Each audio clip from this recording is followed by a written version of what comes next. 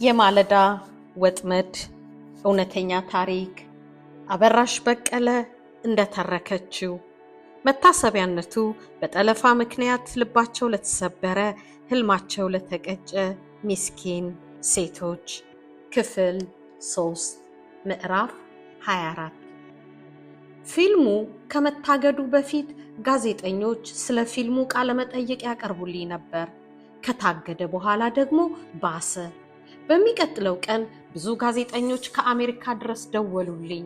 ከፍቅሩ ጋር ስለምን እናውራ የሚለውን ተመካክረን በጥንቃቄ ነበር መልስ የምሰጠው። ስለ ዝርዝር ጉዳዮች ማውራት አልፈለኩም። ሪፖርተር ጋዜጣም ድፍረት ፊልም ታገደ የሚል ጉልህ ርዕስ የፊት ገጹ ላይ ይዞ ወጣ። ሰይፉ ፋንታሁንና ሌሎችም ሽማግሌዎች እናስታርቃችሁ ብለው ደወሉ። በኔም በኩል ሽማግሌዎች አዘጋጅቼ ከሽማግሌዎቹ ጋር ተገናኘን። ዘረሰናይ ከባለቤቱ ከዶክተር ምህረት ማንደፍሮ ጋር ነበር የመጣው። እኔና ፍቅሩ አብረን ነበርን። ዶክተር ዳንኤልን ጨምሮ በእኛ በኩል ያሉት ሽማግሌዎችም አብረውን ነበሩ። ሽማግሌዎቹ ምን እንደምፈልግ ጠየቁኝ። እኔ በብዙ ችግር ውስጥ ነው የኖርኩት። አሁን እንኳን እዚህ አዲስ አበባ ሰው አስቸግሬና ተቸግሬ ነው የምኖረው። በትውልድ አካባቢዬ በዚሁ ታሪኬ ምክንያት መኖር ስላልቻልኩ ነው። ፊልሙ መሰራቱ ብዙ ሰዎች የረሱትን የድሮ ታሪኬን ከእንደገና አስታውሶ ምን አይነት ችግር ሊፈጥርብኝ እንደሚችል አላውቅም። አደጋ ሊፈጥርብኝ ይችላል። ፊልሙ ተሸላሚ ነው ይባላል። ፊልም ሰሪዎቹ ምን ያህል እንደሚጠቀሙ አላውቅም። ግን እኔ በፊልሙ መጠቀም ይኖርብኛል። የተረጋጋና ሰላማዊ ህይወት መኖር እፈልጋለሁ። ፊልሙን ሳያስፈቅዱኝ ነው የሰሩት። ምን አይነት ጥቅም እንደማገኝ ደግሞ አልነገሩኝም። ሁኔታቸውን ሳይ ደግሞ ከፊልሙ ከሚገኘው ገንዘብ ሊሰጡኝ አይፈልጉም አልኩ። ሽማግሌዎቹ አዘኑልኝ። እውነትሽን ነው፣ ተገቢ ጥያቄ ነው የጠየቅሽው።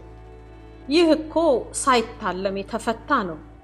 ታሪክሽን በፊልም ሲሰሩ ሊያማክሩሽና ሊያስፈቅዱሽ፣ ከዚያ ደግሞ የጥቅሙ ተጋሪ ሊያደርጉሽ ይገባ ነበር አሉ። ወደ ዘረሰናይና ባለቤቱ ዞሮ እናንተስ እንዴት እሷ ከፊልሙ እንድትጠቀም አላደረጋችሁም ብለው ተቆጧቸው። ፍቅሩን ያንተ ጉዳይ ከሷ የተለየ ስለሆነ ለብቻው ነው መታየት ያለበት አሉት። የኔም ጉዳይ ከሷ ጋር እንዲታይልኝ ነው የምፈልገው። ፍርድ ቤት የገባው አንድ ላይ ነው። ፊልሙን ያሳገድነው አንድ ላይ ሆነን ነው። እሷ የታሪኩ ባለቤት ስለመሆኗ እውቅና እንዳልሰጡ ሁሉ እኔንም ለሰጠውት መነሻ ሐሳብ እውቅና አልተሰጠኝም አላቸው ፍቅሩ። አይ ያንተ ጉዳይ የባለመብትነት ጉዳይ ነው፣ የእሷ ጉዳይ ደግሞ የህይወት ጉዳይ ነው።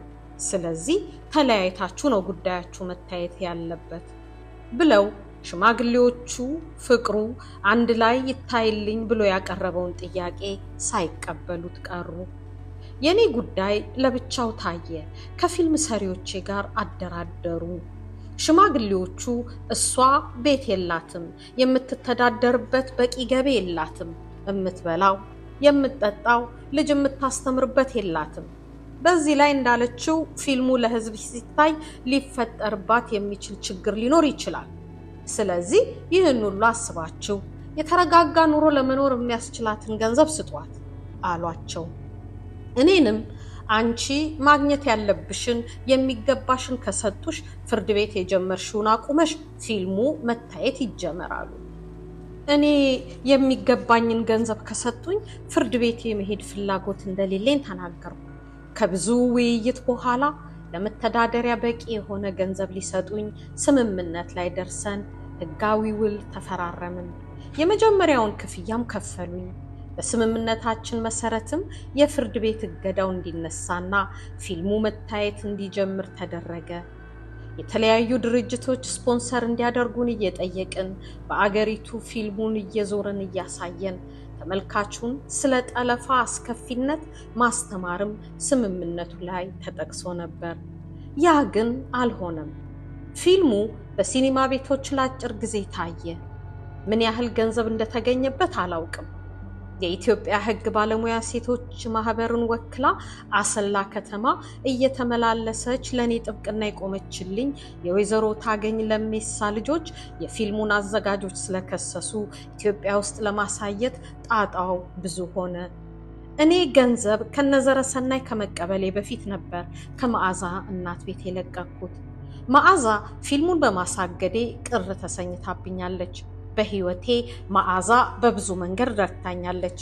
ወደ አዲስ አበባ ለመጀመሪያ ጊዜ ስመጣ ተቀብላኛለች። ከዚያ በኋላም ማሳደጊያ እያለው እንደ ልጇ እያየችኝ አለሁልሽ ትለኝ፣ ቤቷ እንድመጣ ትጋብዘኝ ነበር። ከበርካታ ዓመታት በኋላ ደግሞ ቀርሳ መኖር እንደማልችል በተሰማኝ ጊዜና ውጥረት ውስጥ በነበርኩበት ወቅት ከቤት ኪራይና ከሌሎች በርካታ ወጪዎች ነፃ ሆኜ ከእናቷ ጋር እንድኖር አድርጋለች። እሷ የምትመራው ድርጅት የኢትዮጵያ የሕግ ባለሙያ ሴቶች ማህበር ከእስር ነፃ አውጥቶኛል። በቀጨኔ ህፃናት ማሳደጊያ እንድገባና ትምህርቴን እንድቀጥል አድርጓል። ኃላፊነቱን ወስዶ ኩየራ አድቬንቲስት ትምህርት ቤት እንድማር ሁኔታዎችን አመቻችቶልኛል። ከድፍረት ፊልም በሚገኘው ጥቅም ዙሪያ የተፈጠረው የሐሳባችን መለያየት የመዓዛን ውለታ በጭራሽ እንድረሳ አያደርገኝም። ከልጄ ጋር በአዲስ አበባ የተሻለ ኑሮ መኖር ጀመርኩ። ከዘረሰናይና ከባለቤቱ ጋር መገናኘታችንን ቀጥለናል። ፊልሙን በተመለከተ የነበረን አለመግባባት በሽማግሌዎች መፍትሄ ካገኘ በኋላ በመተሳሰብና በወዳጅነት ስሜት እንጠያየቃለን። የዘረሰናይ ባለቤት ዶክተር ምህረት ማንደፍሮ ቅን ሰው ናት። ብዙ ጊዜ ስልክ ትደውልልኛለች። ድፍረት ፊልምን ባገኙት አጋጣሚ አሜሪካ ውስጥ ያሳዩታል። በአሜሪካ ኒውዮርክ ከተማ የሚገኘው የፎርድ ፋውንዴሽን በ2007 ዓመተ ምህረት ለማርች 8 ዓለም አቀፍ የሴቶች ቀን ድፍረት ፊልምን ለተጋባዥ እንግዶችና ጋዜጠኞች በፋውንዴሽኑ አዳራሽ ለማሳየት ወሰነ። እኔም በጠለፋ ምክንያት ስለደረሰብኝ ጉዳት አሜሪካን ድረስ ሄጄ እንዳወራ ጋበዘኝ። የትራንስፖርት ወጪን ዘረሰናይና ባለቤቱ ሸፈኑ። ከዘረሰናይና ከባለቤቱ ከዶክተር ምህረት ጋር ዋሽንግተን ዲሲ ከተማ ተገናኝተን ቤታቸው አስተናግደውኝ ፎርድ ፋውንዴሽን ወዳለበት ወደ ኒውዮርክ ከተማ በባቡር ሄድን። በፎርድ ፋውንዴሽን ህንፃ ውስጥ በሚገኝ ትልቅ አዳራሽ ድፍረት ፊልም ታየ። አዳራሹ ውስጥ የኋላ ወንበር ላይ ሆኜ የተመልካቹን ስሜት እከታተል ነበር። ሰዎች ሲያለቅሱ አይቼ እኔም እንደ አዲስ የዘመናት ጉዳቴ ህመም ተሰምቶኝ ሆድ ባሰኝ፣ አዘንኩ። ፊልሙ ከታየ በኋላ ተጋባዥ እንግዶቹ ከኢትዮጵያ እኔ ስለ ጠለፋ፣ ከኬንያ የመጣች አንዲት ሴት ስለ ሴት ልጅ ግርዛት፣ እንዲሁም ሌላ አንዲት ከየት ሀገር እንደመጣች ማላስታውሳት ሴት ስለ ትምህርት ልናወራ መድረክ ላይ ስንወጣ አዳራሹ በጭብጨባ ተናጋ። በግምት 1000 ያህል ሰው በአዳራሹ እንደተገኘ እገምታለሁ። ቆመው ነበር የተቀበሉን። አዳራሹ ውስጥ ቦታ ስላጡ ከውጭ በትልቅ ስክሪን አዳራሹ ውስጥ የሚካሄደውን ፕሮግራም የሚከታተሉ ሰዎች ነበሩ። በህይወቴ ለመጀመሪያ ጊዜ ነበር ይህን ያህል ቁጥር ያለው ሰው ፊት የወጣሁት። ጭብጨባው ሲቀጥል በጣም ደስ አለኝ። ተደብቄ ለዘመናት ኖሬ ዛሬ በዚህ ሁሉ ሰው ፊት ለመቆም በመብቃቴ ደስታዬ ወሰን አጣ። በደስታ አለቀስኩ። እዚህ ቦታ ለመገኘት ልጅነቴን መስዋዕት ማድረጌን አሰብኩ። ከሐዘን ስሜት ይልቅ ግን ያን ሁሉ ስቃይና መከራዬን በመጨረሻ ሁሉም ሰው እንደተረዳልኝ፣ ብቻዬን እንዳልሆንኩ ስለተሰማኝ ደስታዬ ወደር የለሽ ነበር። አሰላ አንደኛ ፖሊስ ጣቢያ ታስሬ ለዓመታት ልታሰር እንደምችል ሳስብ ልጅነቴ ድንገት እልቅ ሲል እንደተሰማኝ ትዝ ይለኛል። ከእስር ቤት ነፃ በሆንም ሰላማዊና የተረጋጋ ኑሮ አልኖርኩም። አሁን ሌላ አዲስ ህይወት እንደተቀጠለልኝ አሰብኩ። በታላቅ ተስፋ ተሞላው። እግዚአብሔር ቢረዳኝ ወደፊት ሌሎች እንደኔ የሚሰቃዩ ሰዎችን ለመርዳት ብዙ ስራ ለመስራት ተመኘው።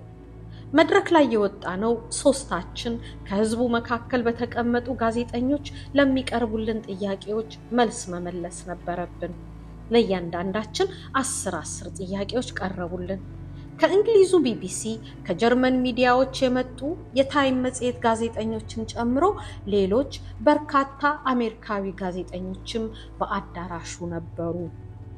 ከጠለፋው በኋላ እንዴት እንደኖርኩ ተጠይቄ በፍርሃት በመሳቀቅና ባልተረጋጋ ሁኔታ ተደብቄ እንደኖርኩ በዘረሰናይ አስተርጓሚነት ተናገርኩ። በምዕራቡ ዓለም ያለን ሰዎች እንዳንቺ ያሉትን ሴቶች ለመርዳት ምን እንድናደርግ ትፈልጊያለሽ ተብዬ ስጠየቅ በጠለፋ የተጎዱ ሌሎችም ብዙ ሴቶች ስላሉ እነሱን የሚረዳና የሚደግፍ የበጎ አድራጎት ድርጅት በእናንተ የገንዘብ ድጋፍ ተቋቁሞ እኔም የድርጅቱ አካል ሆኜ ቢረዱ መልካም ነው የሚል መልስ ሰጠው። ኒውዮርክ ለ3 ቀን ቆየው። ሎስ አንጀለስ የምትኖረውን ታናሽ እህቴን ጠይቄና ለጥቂት ሳምንታት አሜሪካ ቆይቼ ወደ አገሬ ተመለሱ። የአሜሪካ ጉዞዬ ለውጥ ለመፍጠር እንድነሳሳ የሆነ ኃይል ሰጠኝ፣ ጉልበትም ጨመረልኝ፣ አነቃቃኝ። አገሬ ከተመለስኩ በኋላ ሴቶች ለሴቶች አበራሽ በቀለ ፋውንዴሽን የሚባል ድርጅት ለማቋቋም እንቅስቃሴ ማድረግ ጀምሬያለሁ።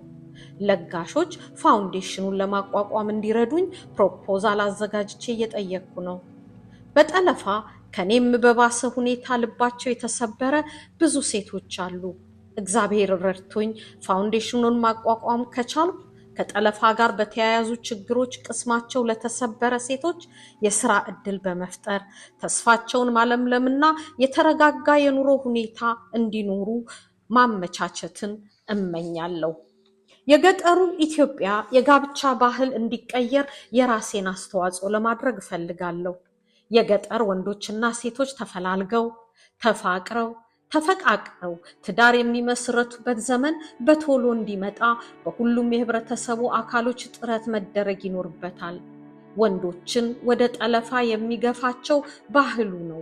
አንድ ወንድ በባህሉ ምክንያት ለሚስትነት የተመኛትን ሴት አናግሮና አግባብቶ ለጋብቻ መጠየቅ አለመቻሉ፣ እንዲሁም በባህሉ መሰረት ለማግባት ሲያስብ የሚጠየቀው ጥሎሽን ለመክፈል በሚያዳግት መጠን መቆለሉ ለጠለፋ ያነሳሰዋል። በፍቅር ቢጋቡ በፍቅር ቢኖሩ ወንዶቹም ተጠቃሚ ነው የሚሆኑት። በወንድና ሴት ነፃ ግንኙነትና ቅርርብ ረገድ ከቀርሳ አዲስ አበባ የተሻለ ነው። ከአዲስ አበባ ደግሞ አሜሪካ የተሻለ ነው። አዲስ አበባም ድሮ እንደ ቀርሳ ነበር፣ አሁን ተለወጠ እንጂ። ቀርሳና ሌላው ገጠራማ የኢትዮጵያ ክፍል ይለወጣል።